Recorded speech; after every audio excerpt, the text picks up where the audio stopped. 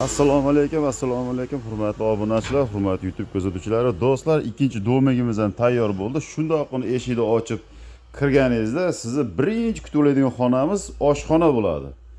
Oshxonamiz mana ko'rishingiz mumkin. Oshxonamiz full komplekt holatda bo'ladi.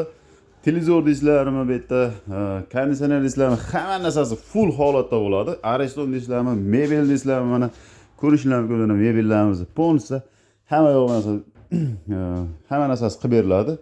Shunday kirganingizda o'ng tomonda esa sanuzel sizlarni yuvinish xonasi, cho'milish xonasi kutib turibdi. Bemalol ishga kelganingizdan keyin bemalol chiqib, ishga kelgandan keyin yuvinib, cho'milib, bemalol oshxonaga kirib, oshxonada ovqat yeb, yotoqxonaga kirib, yotoqxonada bemalol dam olishlar mumkin.